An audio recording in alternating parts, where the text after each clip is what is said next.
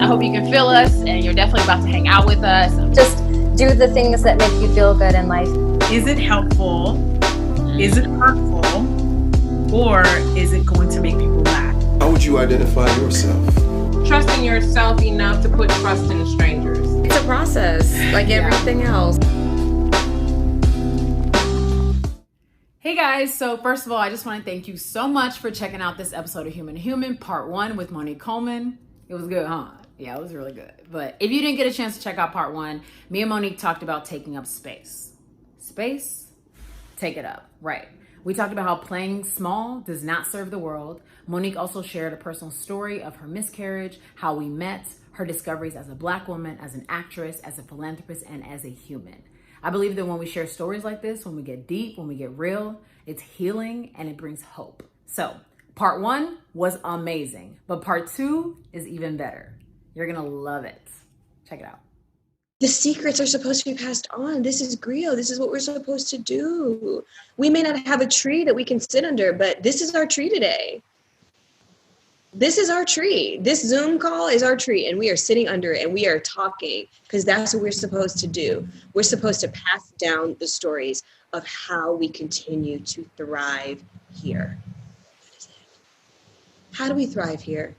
We love one another. How do we thrive here? Well, we need to have businesses. Yeah, but those businesses can't take away from other people and be more important than what the business is meant to serve. Right. Ooh. How are you gonna be a grocery store and there's still people and no food? You know what I'm saying? How are you gonna be housing and people don't have houses? I'm just like, let's just be clear. Those are rooms. Those are people. Rooms need to be filled. Another version of I know how we got here is time to leave. Stop. Ma'ams. Ma'ams and sirs.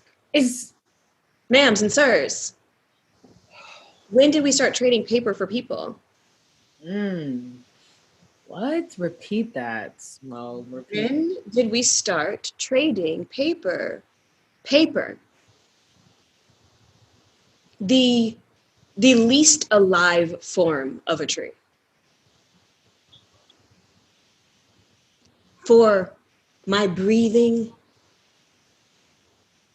blood, alive body. I really struggled with prosperity and abundance, and I still do in some ways, but I have rejected that. I'm rejecting and rebuking that because I understand how many people are standing in line. And if someone's going to be at the front of the line handing something out, that I need to actually get my butt to the front of the line because I trust myself now. I believe what I see.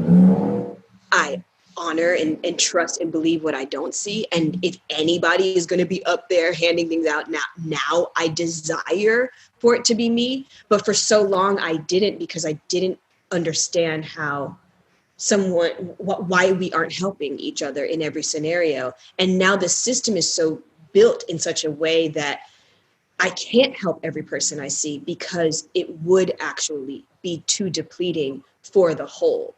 There's one version where you walk around and you give every person a candle and you go around and you travel as far and wide as you can. There's another one where you have a fire and you tell everyone to bring a candle. And I'm moving from being a candle that goes around trying to light everybody's candle to just remaining this ball of fire and saying, bring a candle, I got you. Bring a candle, I got you. Bring a candle, I got you. But I have to let that fire build. And in letting it build, it's devastating to look around and see the ways that we have crippled one another and that we are not helping one another. But sometimes you can't even do it in the way that your heart wants to, because it would disrupt how big it's really supposed to be, how big your fire is really supposed to be, how much space you really are supposed to take up. But as long as we're servicing these day-to-day needs and these day-to-day feelings and these day-to-day problems and these day-to-day incremental issues, we aren't taking that larger step back to say, yeah, I get that it took us 40 days to get to the promised land, but we're in the promised land now. So thank God. We didn't need to visit promised lands along the way. We didn't need to stay there for a year and a half and stay here for a little bit and then never get there. We will take the time that it takes to actually get there. And that's what I see, what we collectively need to do. We need this time is to take the time to go, what is it that wants to come out of me? And then when things come up against you, to realize, oh, perfect. That means it's meant to come out of me because you came up against me. Thank you. Thank you for identifying the light. Appreciate you for showing me that where it was. Now that I see it in the form of the technological issues that happen right when I'm trying to have an important call. I see it in the form of the argument that I get in with my husband right before going and doing something important. I see it in the form of the anxiety that rises up and has me waking up in a night sweat. I see that now, and I thank you, and I'm thankful for those moments. We need to be thankful for those moments and go, this is good. This means that I'm onto something. This means that I like what I'm doing is actually working. I should do more of that. Ooh. It's trying to stop me, but it's meant to strengthen me. The reframe of that perspective, it's painful, guys, but it is going to be worth it. I'm telling you, like, that reframe is very painful. To never see the night sweat or the argument as a negative, to say, just another one of those moments. Okay, just pinning it. That is the work. That is the work. That's why they taught it's work. And it's the one we should really focus more of our time on than the other stuff. Like, imagine, we don't even have time to focus on both things, and we usually choose other thing, even though we know it's like, I don't know if this is going to work, but it's kind of what's been presented to me. One of them includes the other.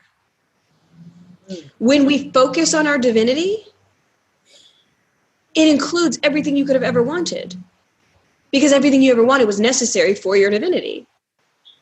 You weren't ever going to get there without all this other stuff, but you're focused on getting the things instead of focused on when we are who we say we are and in those positions, whatever it is that you desire, every car, every nail, every relationship, every person, every impact, every outfit, whatever it is that you are going after, that first class seat will reveal itself when you need to land and speak.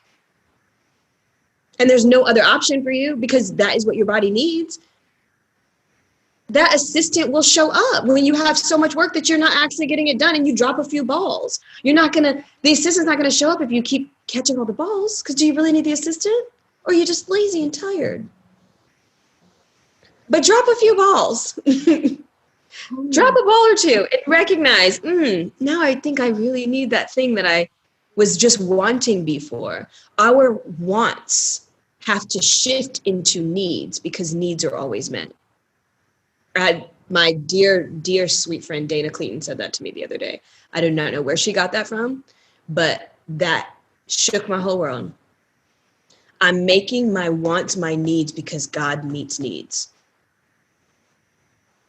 If you need an editor, write a book. Wow. Like, write the thing that's going to need the director. Wow. You want a part? You want a part? Really? Really? Okay. Do the thing that like causes you. Put something up every day. And put something up every day and tag everybody you know and tell me somebody's not going to see it and share it. Try. Like, what would happen if you tried? If we just tried. What is something? And let people see us when we get back up. Right. Let people see us fall. Oh God! I thought that was gonna work, but I'm not really sure. I'll be right back. I'm trying again. Oh my God, I totally lost my business. Which I did. Monique Coleman lost her business. Motivated Productions. Oh my God, that happened. Oh my God, I was embezzled. Oh my God, I was frauded. Oh my God, that Hollywood story happened to me. It'll be in my book, but that Hollywood story happened to me. And it's a disservice to every person who could ever be had the way that I was had if I don't tell the truth. What story did you believe while that was happening that maybe you don't, that you don't believe now? Or was there a story you believed while that was all happening? I think more than anything, it was about recognizing I truly believe that things happen for you, not to you. Mm-hmm. And for me in my life, this moment of losing my business and being betrayed and having, hundreds of thousands, like $100,000, like just gone, like just so many on the tail of my show, which is my heart and my soul and everything that I believe in for young people. Those things being intertwined was very interesting. One, it made me really have to stop taking ownership over things that are not mine. I believe that when you get to that level, like when that level of things starts happening to you, there must have been incremental whispers, knocks, dings, like there were alarms that were going off earlier. So by the time it turns into arriving in a moment that feels crippling, I'm looking for, where did I snooze? Where did I, like, what were those little micro moments? And I immediately look for what I can take responsibility for. So my initial response was, what can I take responsibility for? Which I did. But then for me in my life, it was about the fact that I can't advocate for other people unless I learn how to advocate for myself. I can't say that I believe in justice if I don't seek justice for myself. I am a fraud and a liar, and the truth is not in me if I'm walking around telling people that we need water wells and girls need to be educated and you need to stand up for yourself and you don't need to be bullied and sexual violence is this and that. And I'm going to sit here and say, well, because I'm so positive and God loves me so much, it's going to be fine. No, that's not how this works. That's not how this works. Mm-hmm. And it's not about me or for me. And there's not even like a plan. Like I don't have a plan. My plan was, everyone had their opinions and their thoughts and so forth. And I have not been public about it. I've not shared. Like I am an authentic person without being transparent. So I will say, yes, this happened, but I'm not messy. And for me, it's about hurt people and heal people. So I wasn't ready to talk about anything until I got to a place where the place that I was speaking about it from was about liberation, not tying me to the trauma. I don't need to be tethered to the trauma. I know how I got there and it's time to go. Yeah. But before I close that door, it's important that I leave a sign on the door that says, hey, don't go this way. It's important that I, write down my tracks and I say, this is how I got here. This is what happened. And it's important that I take responsibility for my portion of it, for the part of me that did not see myself as worthy or of leadership, yet speaks at the Girl Up Leadership Summit every year. The part of me that did not see myself as being intelligent or capable enough of running a company. Well, these are the consequences of that. And the reality is I didn't go to business school. And you don't get in life with what you don't put in. So a lot of times we have to reframe our thinking and not look at the challenges or the things that happen as punishment for something that we did wrong, but actually as the pressure that we need for what we can do right. Like you need the pressure. Yeah. Wow. You're not being punished, you're being pressured. So I needed the pressure. Are you going to give up your whole thing because you were had? Did you do it for accolades or did you do it for impact? So what difference does your Emmy nomination mean? Because my friends at Thirst Project got visibility. My friends at Muse Effect, my friend Jess Wiener, my tribe got their message out. And I'd say that's worth a lot more than the $100,000 I may have lost to do it. And whatever is lost is gained, I believe, 10 times in the spirit. So we are not here to, I think we're playing small when we are focused on what we have or don't have. When we operate in who and what's really going on, we have the possibility of really looking and saying, every person I've ever looked up to or admired has a story. Every person I've ever wanted to be or wanted to have things like they had, or an energy. Where do you think Debbie Allen's energy comes from? Yeah. Where do we feel like that energy? If you've ever been in a room with someone like Debbie Allen or Alfre Woodard or Angela Bassett, that thing that of when you're in the presence of people like that, that's every door that was closed in her face. That's every time she was that her nose was commented on. That's every time, every moment that she overcame. That is what is in her shoulders and in her. Try me. How many people had to try you? How many people had to try you before you went? Woo. Try me. Mm-hmm. How many? God, did you survive to be able to sit there and look at a pandemic and go, okay, Wow. wash your hands. Right. Use your Sit over sanitizer. there. Wear a mask. Wash your hands. Be safe. You gotta earn that. You gotta earn that. You have to earn. You gotta earn this. You're gonna be okay. Call me in a week. You gotta earn that. You can't. You don't just. That don't come from. No. When I call people beloved, when I speak life over people, when I tell you, no, that's not you. That is not a decision you want to make. It is coming from the decisions that I have made. Right. And not the bad ones either. Some of the good ones.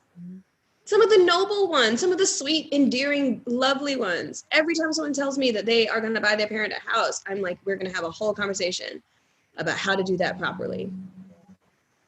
Because where is that coming from? Buy your parent the business that they've always wanted. Buy your parent the education that they needed. Buy your parent the thing that they needed to be the vehicle, to be the person that they're supposed to be.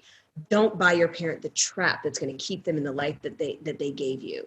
Let them have the life that they're supposed to have. Stop buying your mama a house. Wow. What? Because I bought my mama a house and she in that house. And I love my mom and I love that house. Right. But looking back, that was a decision that was made out of the deepest love, but the unhealed and uneducated part of myself. Educate yourself, heal yourself, then buy anybody anything you want to buy. But you're probably going to buy them something different than what you think you're going to give them. Right. Give them an opportunity. Don't give them a bed to lay in. Give them a stare. Give them what they gave you. That's what they want. Right. What would your dream be? Maybe they don't want a house. Maybe they want to travel.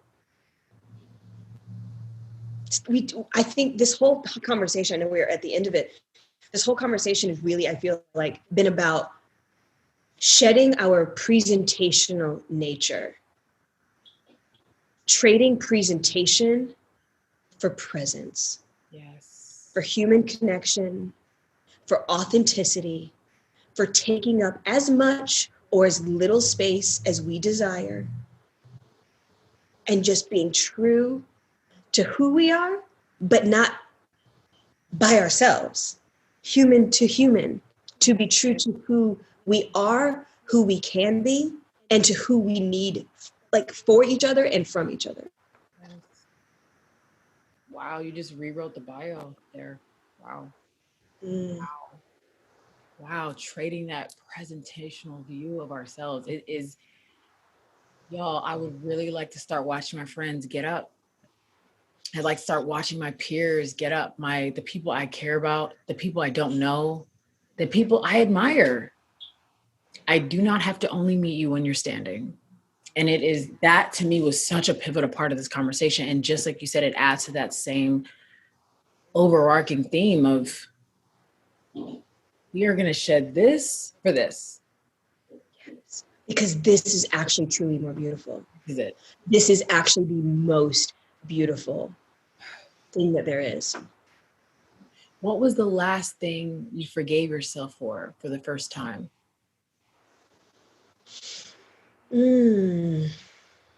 I've been forgiving myself. This is something I'm working on right now. I've been forgiving myself for the things that I didn't know.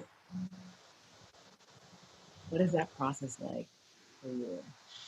That's a It huge. is going back and letting things be what they were then. Mm-hmm. There's a wonderful song, I think it's by Tegan and Sarah, that says, "Where did the good go?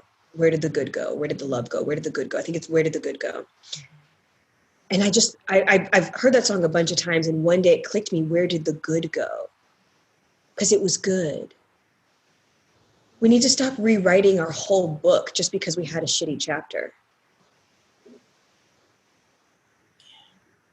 Where did the good go? So my process is going back and looking for the good and saying, that was so good. Yeah. It's so good that your heart was so big that you wanted to let. That was good. Yeah. Who you let in. Maybe let's not do that again. Maybe let's grow from what we've learned. But your intention, where you came from, what you've attempted, that was good. So going back and saying, yeah, this didn't end well, but it was good in the beginning, in the middle, and in the almost end. Right. It was good until it wasn't. And now that it's not, do I have to make that a drama? Do I have to make that into a huge thing? Or can that be the moment of the story? Do I have to replace the whole thing with this idea that it all failed? Or can I say, you know what? I forgive myself for what I didn't know. I forgive myself for the ways that I've attached to people for people that aren't even necessarily right for me, for fear that I wouldn't ever be able to have the things that I really wanted. I forgive myself for that. I forgive myself for not knowing. And I honor, and I'm so proud of, I think whenever we leave, we always have to replace it with something. So in place of the way that I see how it went down, instead of seeing all the things that I lost, looking at, wow, how amazing that you were in a position to lose it. Ooh. Wow. He's not even saying I'll get it again because I don't know. Right. But how many people will never get it at all? Wow, I'm gonna cry because I was literally thinking. I said, "Oh God, I'll FaceTime her after and cry." And then I was like, "No, I could do it here too." Like, it's just phenomenal to watch you talk through that moment, and truly, like you said, heal people. So even the way you're talking about it, I'm sure it was painful and horrible and a lot and confusing and all of those things. And then on top of that, it was beautiful and you were capable and it was complex. And it's a version of you that you can see you trying. You can see it. You're like, this is me trying? Damn, I'm gonna keep doing that. Like if we think about it like that, all the things we think might be failures are just a moment of you tried. How could it be a failure? And those are attempts. Exactly. Every failure, that's the first time I've ever said that, and I will definitely say that again. Every failure is an attempt. What if we looked at how many times we attempted something? We tried. That's it. The failure is focusing on the outcome. Yeah. The focus is on the outcome. Right. Versus the intention. Yeah. So if we, again, retrack and focus on our intentions, focus on what we want, not what we don't want, focus on what we're creating, not what we've lost, focus on what we're doing, not what we don't have. When we look there, even a failure flipped on its head is just an attempt. And if I saw how many attempts were made and I didn't judge how many times Steph Curry, how many attempts has he made? Do we look at those as failures? We don't say, we don't count all the times he missed the ball. but he did. For every time he makes it, he misses it a lot too.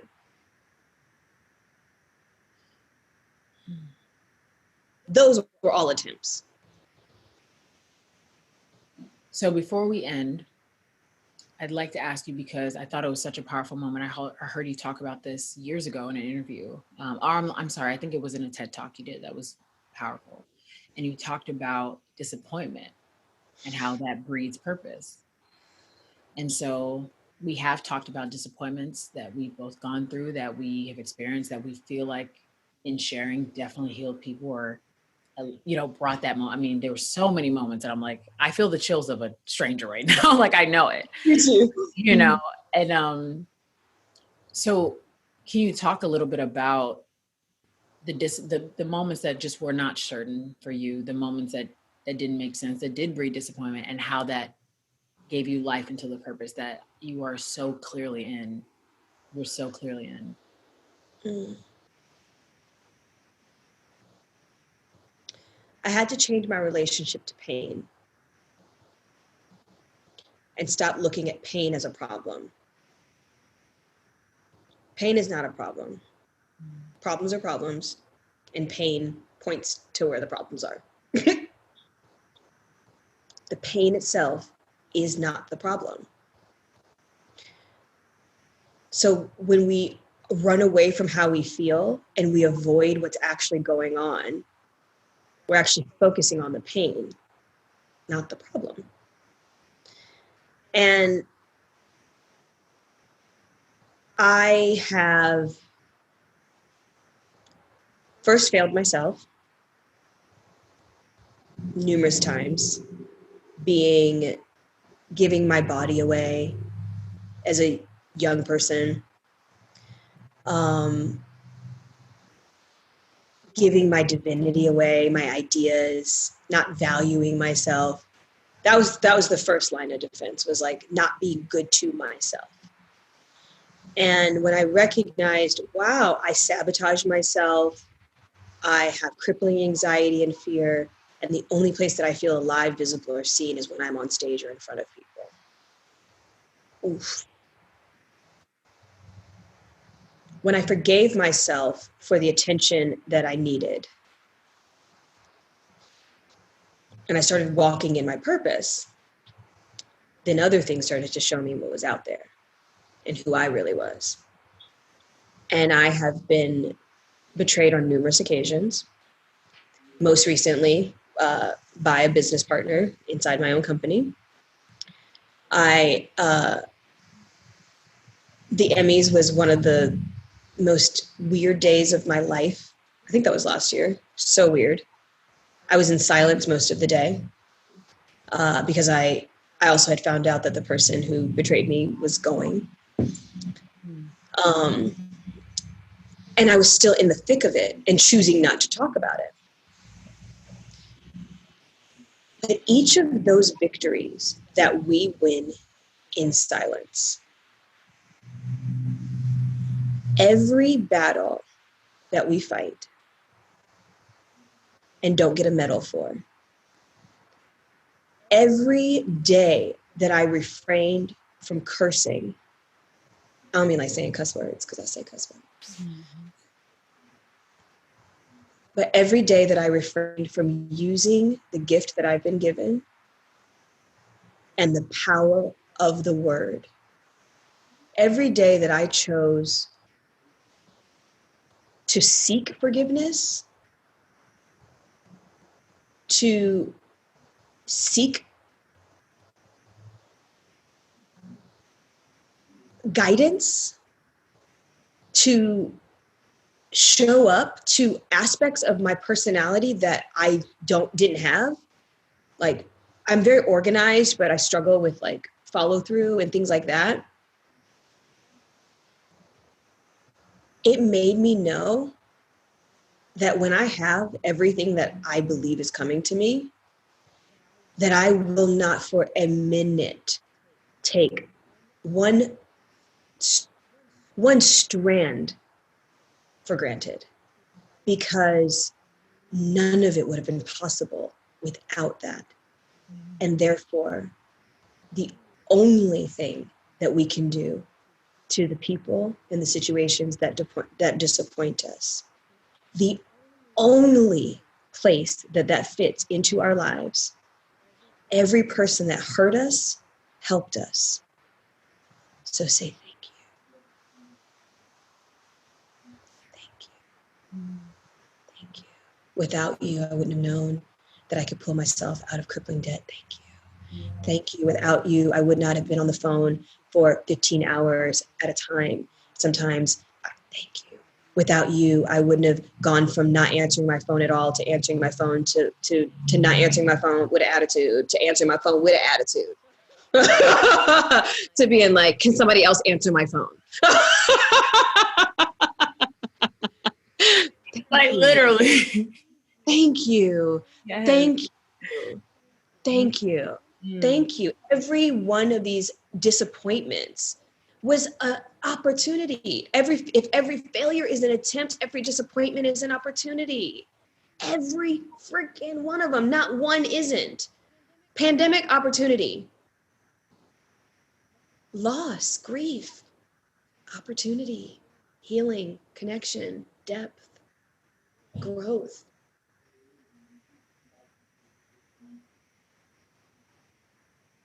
We could do this all day, girl. You got to end your interview. Look, guys, it's the two-parter. It's good. I had decided that 30 minutes. I was like, it's 111.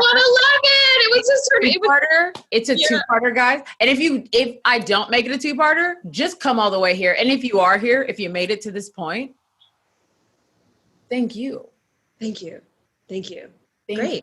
Great. Wonderful. Great. I appreciate you taking up the space and allowing for the space that is required in this moment for all that wants to come forward, forward.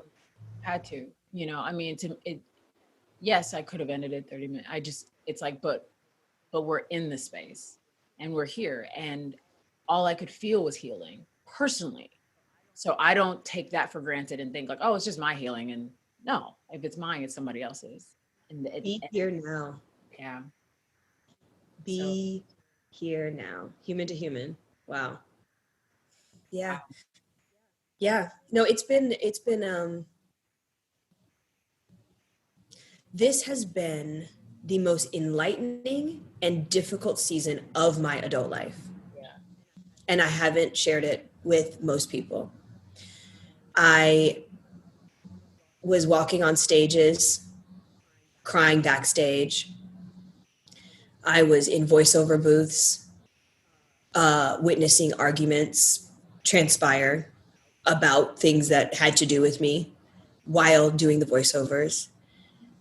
I felt like I was birthing something, and there were things trying to grab at it while I'm in the space trying to create it. And there was a moment where I recognized that I was losing, that what I thought I was creating was not it. So in the middle of the process of developing Gimme Mo, I recognized that there was a need for a massive change, but we were too far along to make any of those changes. And so I had to sit on the fact that I had a snake in the grass. I didn't know to what extent. I just could feel that something was there. And then I, of course, tried to overcompensate and, but that taught me there are moments where you have to rise to what it is that you are ultimately actually trying to do here, and not focus or worry. Everything else, every single other thing is a distraction. All of it. Jay-Z and Beyonce weekend. I'm able to go. I can't go because I'm on my closet floor. That's where I was that weekend. I will never forget that. I was asked like, hey, do you want to go? No, I can't. Because they're living their dream. I'm building mine. And my dream requires me to be in the closet right now. So no, I can't go to see Jay-Z and Beyonce for free. No, I can't sit in that booth with you for free. No, I can't eat those snacks right now because they are living their dream. And I need to live mine. And my dream right now is requiring me to come up with $27,000 by Tuesday. And the only place I can be right now is on this floor. The only place. I'm going to be super radical and just like trust in this moment. I'm going to take you with me. We're going to walk through my house. I'm going to pray to God. Anything, you can always cut this out. But I just want to actually share like one specific thing. I'm like watching my background. I'm like, let me make sure nothing crazy. Okay, we're still okay. I just want to show you this. Ooh. This is my closet. I hung this up because I needed to know that no matter who I was out there, that I know who I really am. And I hung this up and I laid on this floor. And I've been sitting here for over a year on this floor in this closet. And I'm gonna be nasty my whole closet. Just so that you guys really understand, it's not that big. We're not talking, I'm not in Chrissy Teigen's closet, okay? I'm not even in Monique Coleman's closet, okay? We know what my closet gonna look like. It's gonna look something like Brisha's closet because I've been seeing hers on the Zoom calls. Let me get out here so y'all see my whole house. But I wanted to show you that because we can't be in public who we're not willing to be in private. We cannot be in public who we are not willing to be in private. And that does not go for our deviousness, that goes for our divinity. If I can't see myself as a world leader, if I can't see myself larger than life, if I can't see myself there in a hallway, how can I expect there to be my name on the door? How can I expect you to walk in and see a Florida? How can I expect to see myself on a billboard on Sunset if I can't see myself in my closet? Put a picture of yourself up in your closet if you have to. My company was falling apart. My life felt like it was falling apart. And I stuck that picture up and I was like, no. I'm having a production meeting right here. Yeah, right. I'm doing my pre-pro right now. My best friend lives in Australia. She was awake. I was awake at 5 a.m. She was up at 10 p.m. and we were getting it done. And showing up and saying, okay, and letting my little intern think that she gave me the questions. And really, I was just teaching her how to think to even ask a question because I already had the questions before I came because there was no way I could get the questions right now before I had to do it, baby. You should know that. But you're here and I'm a mentor, so I'm going to teach you and that's fine. But that's even more work that I'm doing on top of the work while I'm literally watching the thing that I've created almost be stolen from me. And I had a Pastor Art one day. I said, I caught this person in a lie. It was the first time it ever happened. And I think sometimes we catch people, but we don't want to. Yes. Yeah. So we make excuses and we pretend and we try to see ourselves instead of them. Because everything is not a mirror. Some things are windows. Right. Ooh. Yeah. Everything's not a mirror. It's not a reflection of you. Some stuff you're just supposed to look at and look through.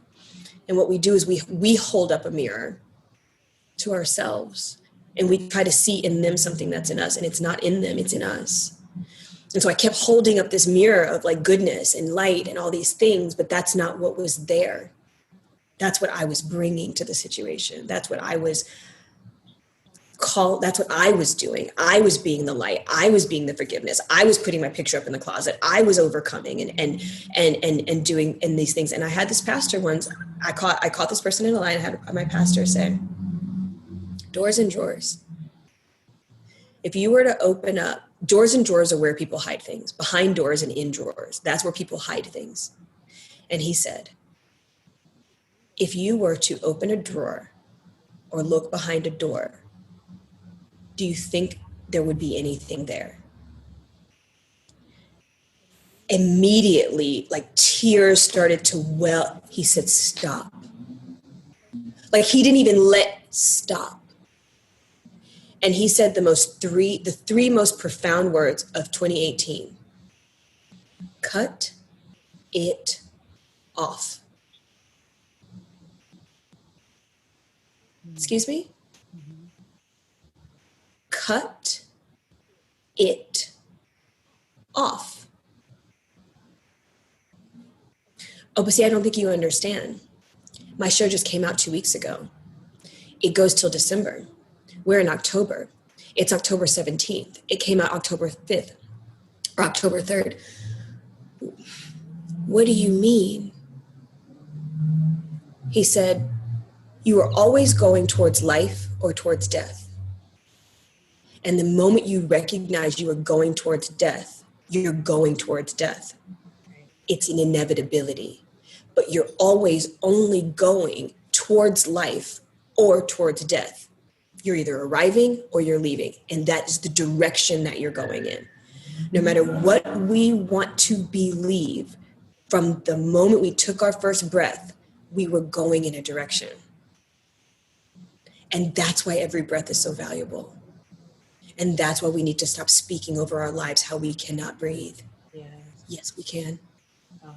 Yes, we can. Yes, we can. Oh. Because we must. But this situation, yeah, it made me have to prioritize my purpose over myself. I had to prioritize my purpose over my own feelings. I don't like confrontation. Okay. Do you want to put a shot or not? I'm scared. Okay. You know, and to know that there's going to be moments in your life where your deep insecurities and the ways that you have let those lead you meet this great opportunity that you have, but you have to transcend your insecurity in order to receive it. Oh my goodness. That moment, and I'm sorry because I feel it too, that moment is an inevitability because you created a facade. You created an image of how you wanted to be seen, but then eventually you become that thing. And then there's this moment where you have to decide, will I fully embody who I've grown into that people see? Because I knew that I was vulnerable. I wouldn't have been in this situation if I wasn't vulnerable, clearly. I think we are afraid to be seen as we fully are because of the commitment we'll have to make to seeing that through for the people that will see us when we show ourselves.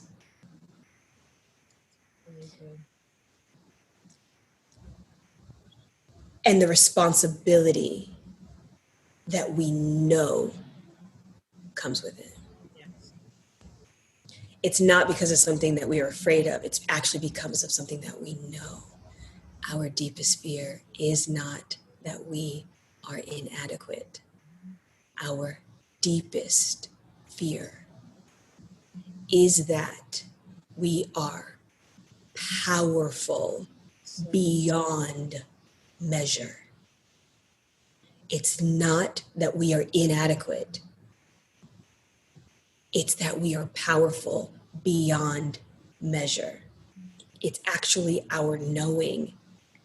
It's the fact that we know it will happen that keeps us from going for it, because we don't know what will happen next.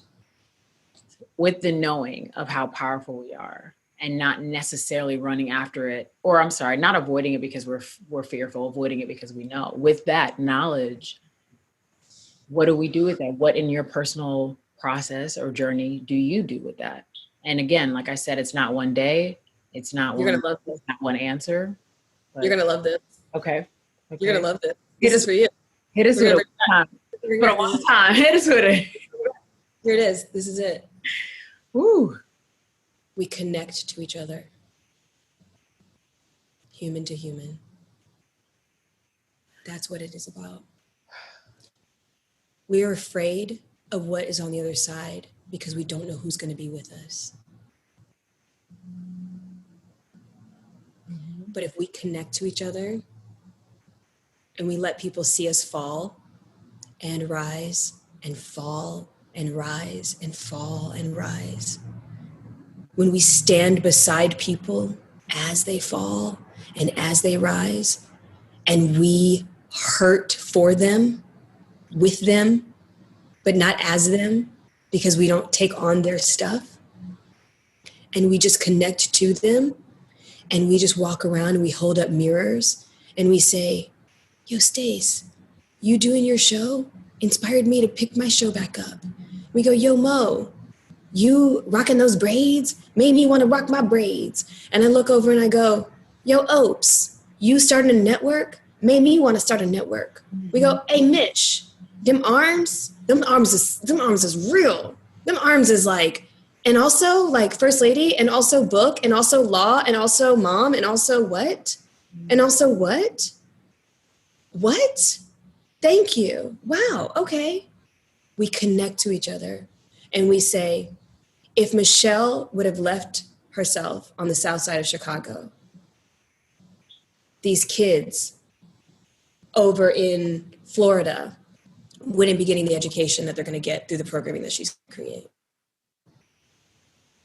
If I do not step up and stop being so terrified of leadership, and I'm not terrified of leadership, I'm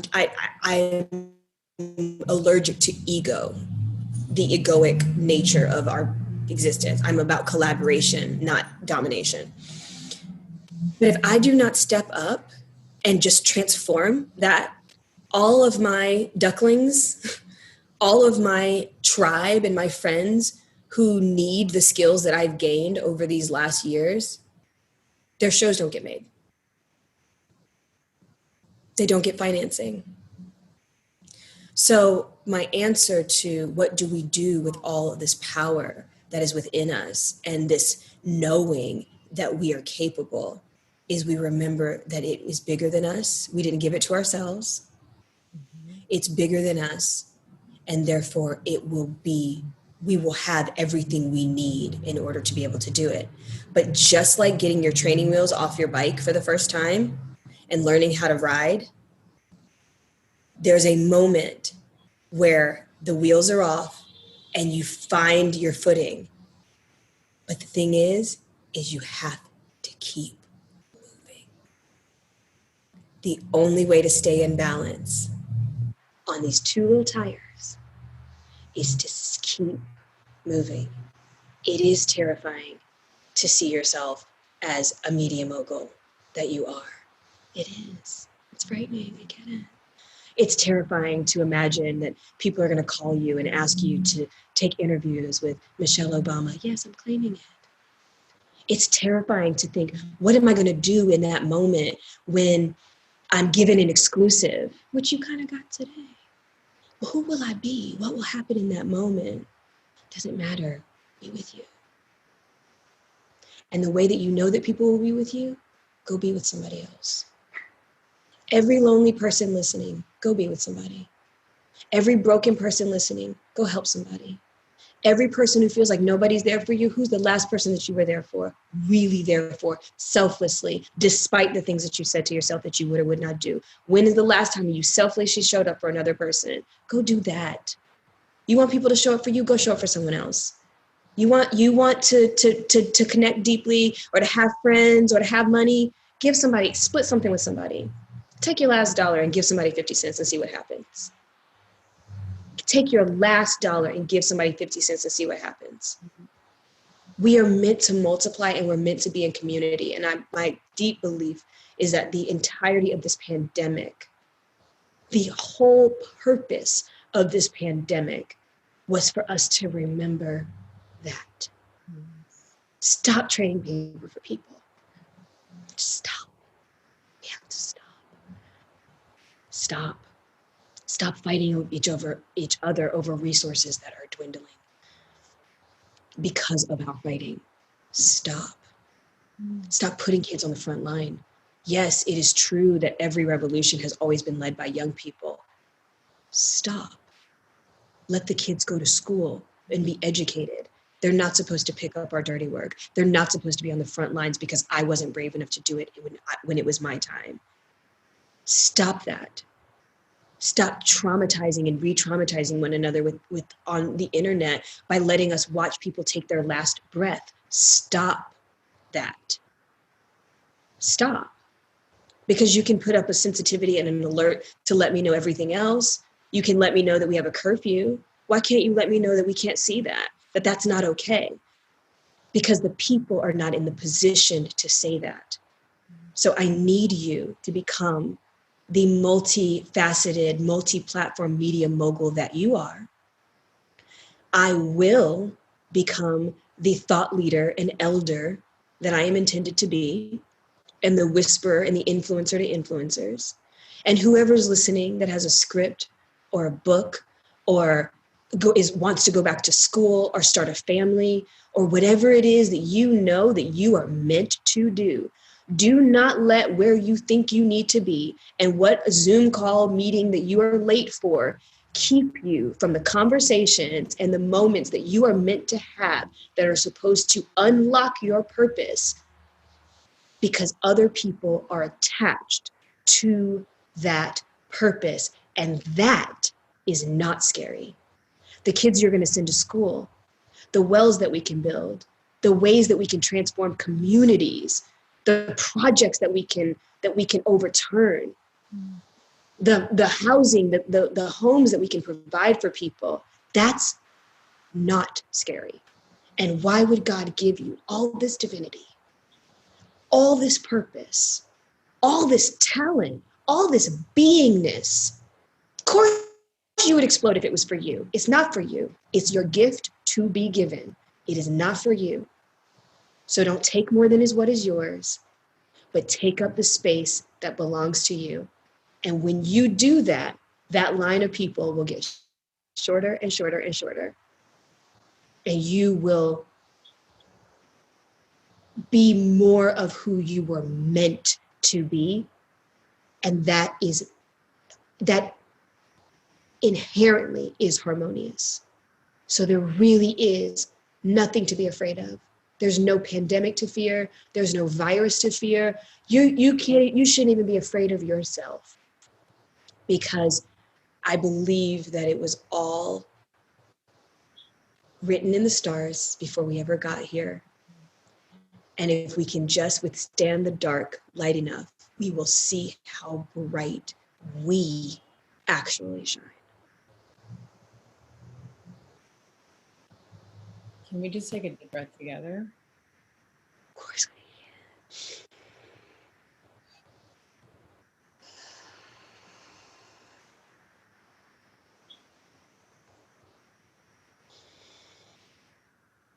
I hope if you are watching with us, you felt that, you received it, you wrote it down, you replay it, and then at the end of it, you take a deep breath for yourself. There is nothing to be afraid of. And that to me is so key to a moment like Human to Human. So thank you so much for that reminder that there's nothing to be afraid of. There's nothing to be afraid of. That is. You are the light.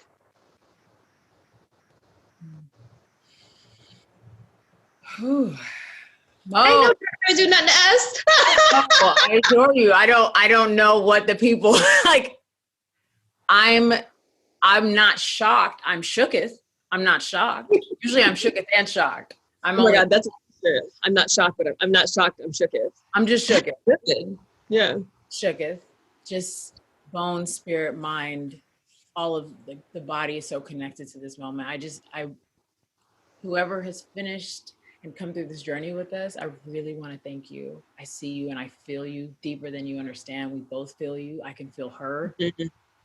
And so We'll see you at the pop-up. see Mhm. Yeah, we'll see you at the pop-ups because we'll see you there. We'll see you in the when she does the tour. Yeah, the human to human tour when it's coming to a city. are here. When the human to human tour is coming to a city near you. We'll see you there. Can't wait. Yeah. We'll see you there, guys. We'll see you there. I'm so excited to be the money. I'll invest in you. I don't have it right now, but by then, yeah, I look forward to investing in your vision. And on that, Literally. I got you. Thanks for watching Human to Human, guys. Another incredible episode.